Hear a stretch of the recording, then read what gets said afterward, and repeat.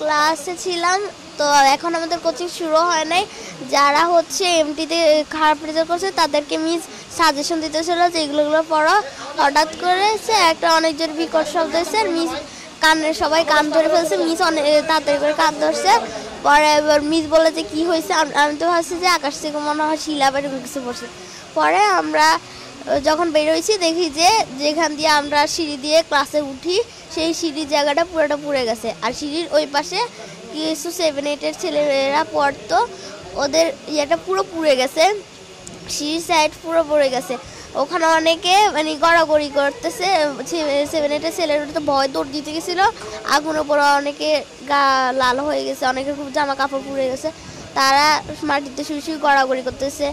আমাদের Lord miss বলতেছে যে তো আমরা সিঁড়ির দিকে দৌড় দিতে, আমরা ভাবছি যে মিস যেটা বলছে এটাই ঠিক। আমরা সিঁড়ির দিকে দৌড় দিয়েছি, মিস বলছে আগুন নিভে গেছে, ধোঁয়া উঠতেছে। আমরা এবারে গেছি, গ্যাস সরে দিয়েছিল। পরে মিসে একজনের গায়ে পড়ে গেছে, আবার একটা 8-এর ভাই আমার গায়ের উপর পড়ে গেছে। পরে আমার একটা বান্ধবী আমার গায়ের উপর পড়ে গেছে। আমি অনেক কষ্ট ওখান থেকে উঠে আসছি। আর পরে বারান্দার যে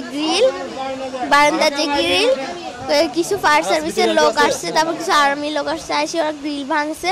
ভাঙার পর আমাদের ওখানে ট্রান্সপোর্টের যে গাড়ি রাখা হয় ওখানে একটা গেট আছে, গেট ভাঙে গেট হচ্ছে জানলার সাথে দিয়ে লাগাই দিয়েছে যাতে সিঁড়ির মতো করে যাওয়া যায়। পরে 7-8 জন মিলে নামাইছে। কিছু আর্মি লোক মানে চারপাশে ছিল, আমাকে আস্তে আস্তে করে নামাইছে।